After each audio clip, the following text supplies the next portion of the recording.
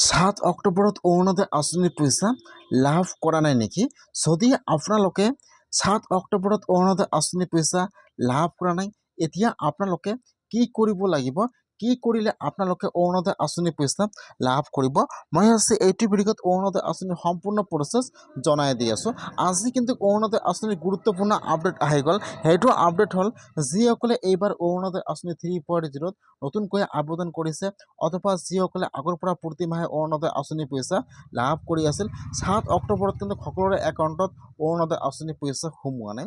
যিসকলে চিঠিখন লাভ কৰিছে তাৰ ভিতৰত কিন্তু কিছুমানৰ একাউণ্টত অৰুণোদয় আঁচনিৰ পইচা 1250 টকা সোমাইছে। বহুতৰে একাউণ্টত কিন্তু 7 অক্টোবৰত অৰুণোদয় আঁচনিৰ পইচা 1250 টকা সোমোৱা নাই।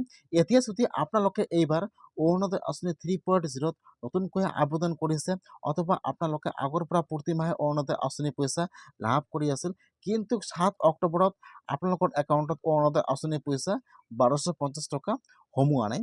এতিয়া আপোনালোকে কি কৰিব লাগিব? কি কৰিলে আপোনালোকে অৰুণোদয় আঁচনিৰ পইচা লাভ কৰিব? সম্পূৰ্ণ প্ৰচেছ জনাই দি আছোঁ। যদি আপোনালোকে এইবিলাক কাম নকৰে তেনেহ'লে কিন্তু আপোনালোকে অৰুণোদয় আঁচনিৰ পৰা বঞ্চিত হ'ব বা অৰুণোদয় আঁচনিৰ পইচা লাভ নকৰিব। আজি কিন্তু অৰুণোদয় আঁচনিৰ গুৰুত্বপূৰ্ণ আপডেট আহি গ'ল।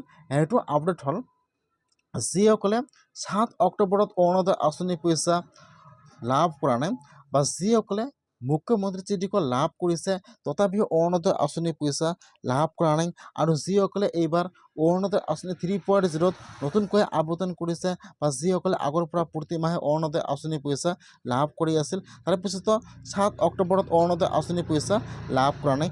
যিসকলে 7 অক্টোবৰত অৰুণোদয় আঁচনিৰ পইচা লাভ কৰা নাই, এতিয়া কিন্তু সেইসকলৰ কাৰণে আজি গুৰুত্বপূৰ্ণ আপডেট আহি গ'ল। যদি আপোনালোকৰ একাউণ্টত 7 অক্টোবৰত অৰুণোদয় আঁচনিৰ পইচা সোমোৱা নাই তেনেহ'লে কিন্তু এতিয়া আপোনালোকে অৰুণোদয় আঁচনিৰ কাৰণে এপ্লিকেশ্যন কৰিব লাগিব। কেনেকুৱাকৈ আপোনালোকে অৰুণোদয় আঁচনিৰ কাৰণে এপ্লিকেশ্যন কৰিব, ফৰ্মটো ক'ত পাব আৰু ক'ত জমা কৰিব লাগিব, A to Z সম্পূৰ্ণ প্ৰচেছ জানি লওক। যিসকলৰ একাউণ্টত 7 অক্টোবৰত অৰুণোদয় আঁচনিৰ পইচা সোমোৱা নাই, এতিয়া কিন্তু সেইসকলে আপোনালোকে আপোনাৰ পঞ্চায়তত যাব লাগিব। এতিয়া কিন্তু প্ৰতিটো পঞ্চায়তে অৰুণোদয় আঁচনিৰ ভেৰিফায়াৰ বা EKYCৰ কাম আৰম্ভ হৈ গৈছে। যিসকলে অৰুণোদয় আঁচনিৰ কাৰণে আবেদন কৰিছিল আৰু 7 অক্টোবৰত অৰুণোদয় আঁচনিৰ পইচা সোমোৱা নাই, সেইসকলৰ কাৰণে কিন্তু এতিয়া প্ৰতিটো পঞ্চায়তে আৰু ডকুমেণ্ট জমা লৈ আছে। যদি আপোনাৰ হাতত ৰেচন কাৰ্ড আছে আৰু আপোনালোকে অৰুণোদয় আঁচনি পোৱাৰ যোগ্য হয়, এতিয়া কিন্তু আপোনালোকে আপোনাৰ পঞ্চায়তত অতি সোনকালে যোগাযোগ কৰক।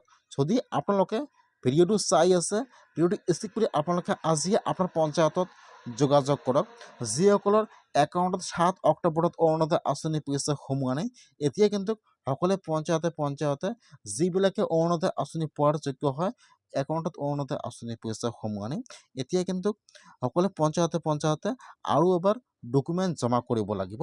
যদি আপোনালোকৰ একাউণ্টত অৰুণোদয় আঁচনিৰ পইচা সোমোৱা নাই তেনেহ'লে আৰু এবাৰ আপোনালোকে আপোনাৰ পঞ্চায়তত ডকুমেণ্ট জমা কৰিব, তাৰপিছত আপোনাৰ পঞ্চায়তৰ পৰা ভেৰিফাই কৰিব, তাৰপিছত আপোনালোকে অৰুণোদয় আঁচনিৰ পইচা লাভ কৰিব।